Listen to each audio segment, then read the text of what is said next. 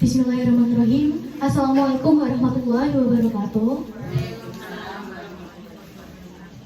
Shalom, Om Swastiastu, Namo Buddhaya, dan salam kebajikan.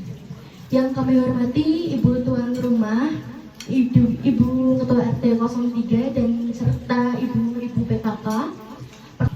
Kami adalah murid-murid dari SMA Negeri 8 Semarang. Tujuan kami datang kemari adalah ingin berdialog langsung dengan masyarakat sekitar serta menyalurkan ilmu yang kami dapatkan dari mata pelajaran biologi di sekolah seputar makanan sehat dan juga bergizi. Ibu-ibu, kami masih belajar, mohon dimaafkan bila ada salah kata atau mungkin nanti bisa menambahkan masukan untuk kami sangat menerima sekali. Ibu-ibu di sini pasti pernah mendengar istilah makanan seimbang. Sebenarnya apa itu makanan seimbang, ibu-ibu? Menurut kami, makanan seimbang itu adalah asupan harian yang terdiri dari nutrisi yang lengkap dan juga proporsional. Jadi artinya, makanan itu mengandung karbohidrat, protein, lemak, vitamin, mineral, serta serat dalam jumlah yang sesuai untuk mendukung kebutuhan tubuh. Lalu, mengapa kita perlu makanan yang seimbang? Makanan seimbang itu sangat penting untuk memenuhi kebutuhan gizi dalam tubuh kita. Dengan asupan gizi yang seimbang, tubuh dapat berfungsi secara optimal, memiliki energi yang cukup, memperkuat sistem imun, serta mendukung pertumbuhan dan perkembangan, terutama bagi anak-anak dan juga remaja yang masih dalam pertumbuhan mungkin seperti kita. Lalu, Mbak Nesa, contoh makanan seimbang itu apa aja sih, Mbak Nesa?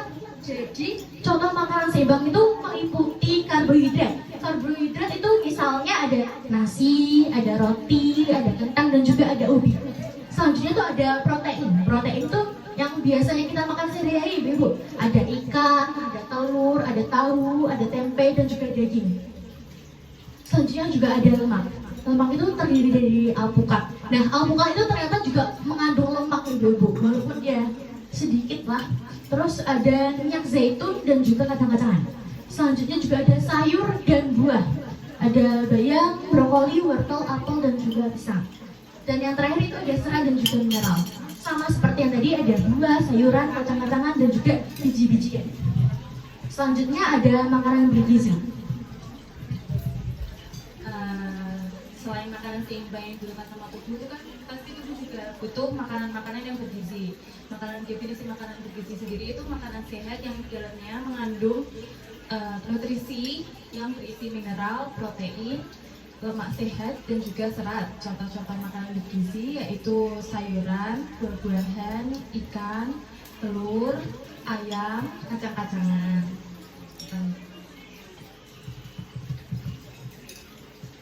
Nah, seperti yang sudah disampaikan sama teman saya tadi, makanan bergizi itu termasuk ada protein.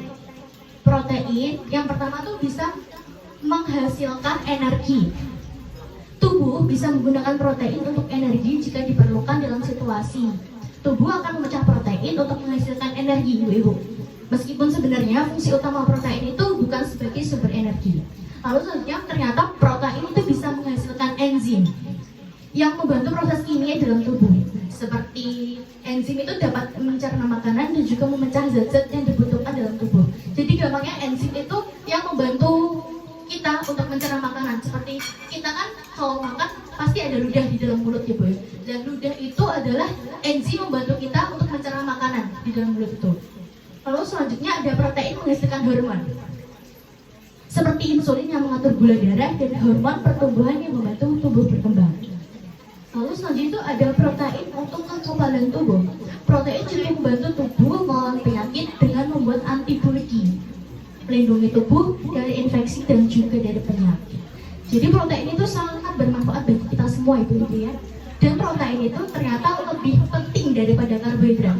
Kenapa protein lebih penting dari karbohidrat? Akan dijelaskan sama teman saya. Sebenarnya protein sama karbohidrat itu sama-sama penting bagi tubuh kita sendiri. Cuma itu di porsinya sendiri-sendiri. Kalau protein itu lebih sangat dibutuhkan untuk tubuh karena dapat membantu dan membuat otot, kulit, sama organ yang ada di dalam tubuh. Selain itu, protein itu juga dapat membangun zat penting untuk tubuh seperti enzim, hormon, dan juga antibodi untuk tubuh untuk melawan kuman yang ada di dalam tubuh. Jadi protein itu sangat penting untuk tubuh karena jika tidak ada protein itu tubuh itu nggak bisa tumbuh dan nggak bisa kerja secara maksimal. Tapi dengan itu karbohidrat juga sangat penting juga untuk tubuh untuk membangun energi supaya bisa menjalani hari-harinya lebih bersemangat.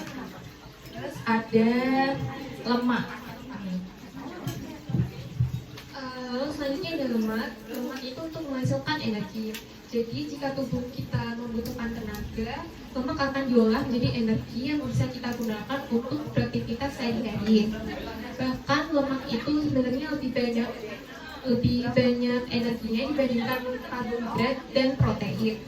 Lalu lemak yang tidak digunakan akan menumpuk di bawah kulit. Jadi jika tubuh kita menggunakan semua lemak tersebut, lemak akan disimpan di bawah kulit sebagai cadangan energi, menyimpan makanan untuk nanti. Tapi kalau terlalu banyak lemak menumpuk, bisa membuat berat badan naik dan menyebabkan masalah kesehatan. Jadi selanjutnya ada vitamin dan mineral.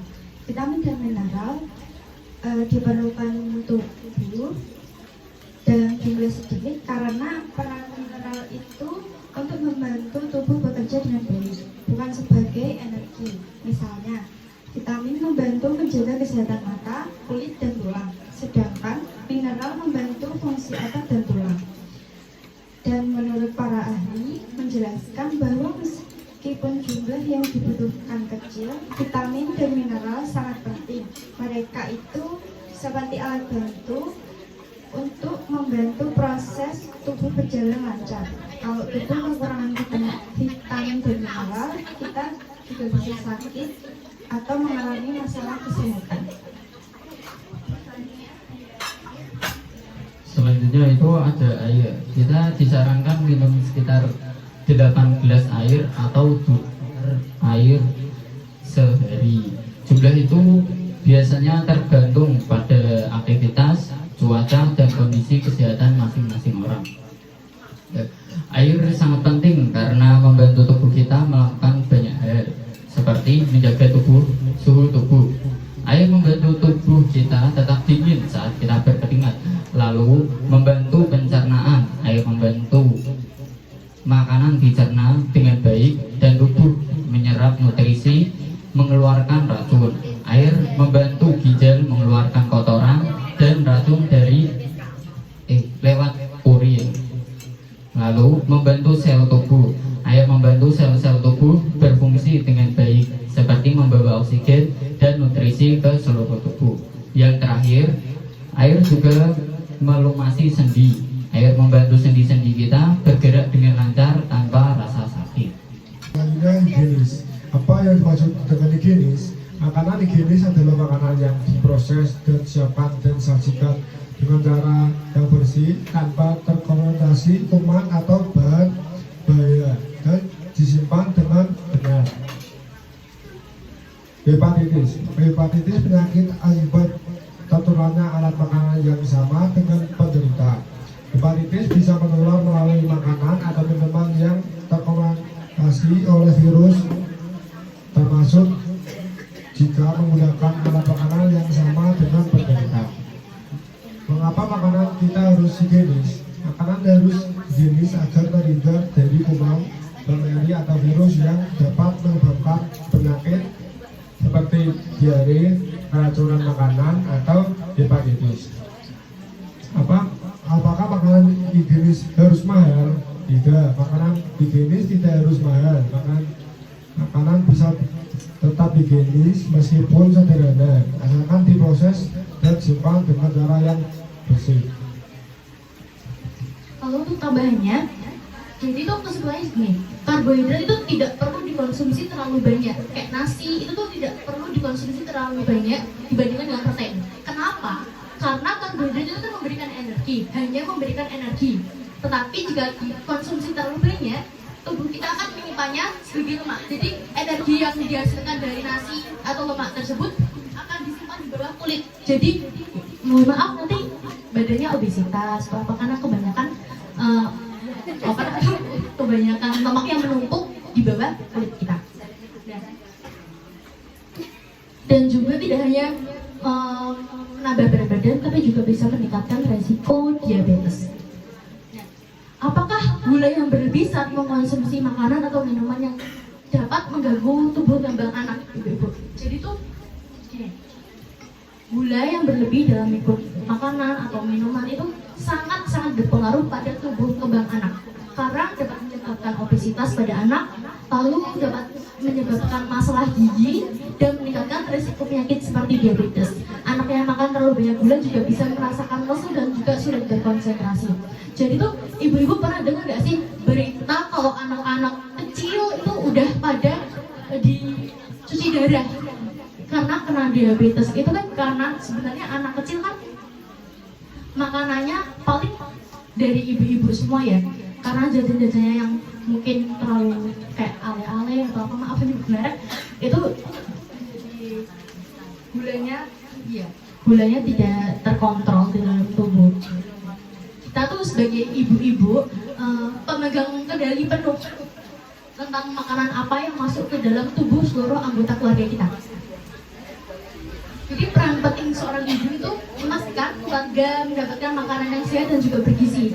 Dibandingkan dengan karbohidrat, menurut kami yang berasal dari ibu guru kami dari biologi, itu ternyata setelah diteliti karbohidrat hanya memberikan energi, sedangkan protein sudah mencakup semua itu. Jadi protein itu ada bisa menghasilkan energi, bisa menghasilkan yang disampaikan teman-teman saya enzim. Jadi itu antibodi, semuanya. Jadi kita tidak menumpuk lemak yang berlebih di dalam tubuh. Jadi mulai sekarang ibu-ibu kan pemegang kendali makanan di rumah ibu-ibu masing-masing. Jadi kalau bisa mulai sekarang dikurangin karbohidratnya ya Bu Ibu. Kalau bisa yang dibanyakin itu ada protein. Protein itu nggak harus mahal Ibu. Protein itu bisa yang murah aja, misalnya tahu, tempe, telur gitu. Jadi kan porsinya tuh biasanya pada mikir, oh nasinya yang banyak biar kenyang. Ternyata itu salah ibu-ibu, malah kita hanya menyimpan banyak energi yang terlalu banyak. Jadi kalau bisa protein yang lebih dibanyakin gitu. Lalu selanjutnya, kalau ibu-ibu mau ada saran atau mau ada tambahan buat kita sama-sama belajar, itu boleh banget buat kita belajar bareng-bareng. Karena di sini juga kita lagi berproses dan berkembang, dan semoga nanti kita bermanfaat bersama-sama. Ada yang mau nambahin, Bu?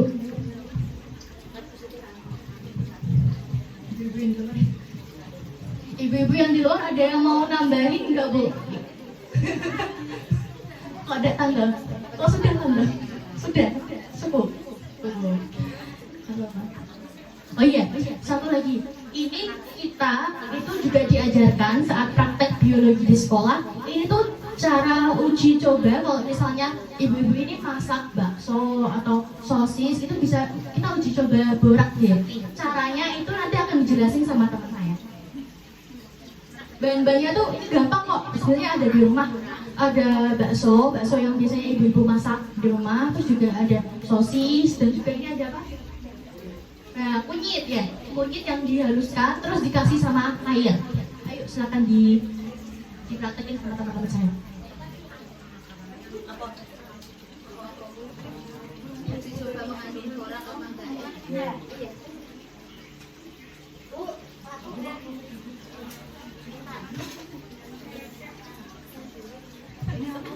Nah, ini jadi kunyit yang udah dihalusin terus kita campur sama air, itu kita tetesin di dalam bakso yang sudah dihalusin sama ke sosis yang udah dihalusin. Jadi ini hasilnya kayak gini. Bisa dilihat. Nah, ini kan warnanya kuning ibu-ibu. Berarti bakso dan juga sosis ini tuh tidak mengandung boraks. Kalau mengandung boraks berarti nanti bakso sama sosis ini berwarna hitam. Berwarna merah. merah kemerahan gitu. Jadi berarti bakso sama sosis ini itu aman untuk dikonsumsi karena tidak mengandung boraks. Caranya gampang banget, ibu-ibu bisa coba di rumah dan bisa dipraktekin di rumah. Bahan-bahannya juga gampang banget, ada di rumah. Bisa dilihat ini ibu-ibu nih, warnanya kuning.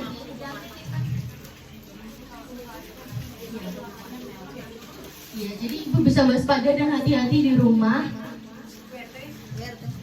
Ya, itu. Dan yang tidak mengandung boraks biasanya berwarna kuning, dan yang mengandung boraks itu biasanya berwarna merah. Itu. Jadi semoga ilmu yang kami sampaikan dapat bermanfaat bagi kita semua,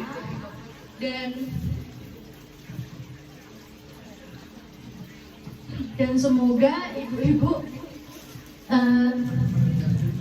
bisa berhati-hati dalam memilih makanan, dalam memilah-milah makanan. Jadi kita harus mengkonsumsi makanan yang seimbang dan juga makanan yang sehat.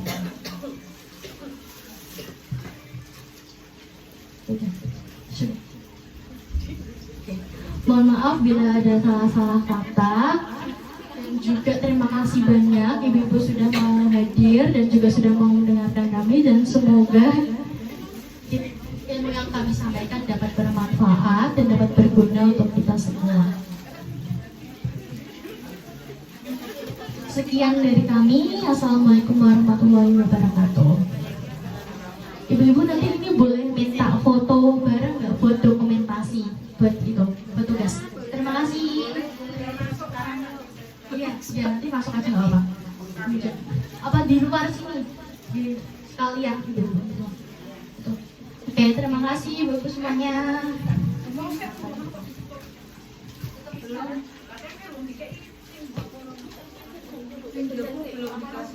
Iya.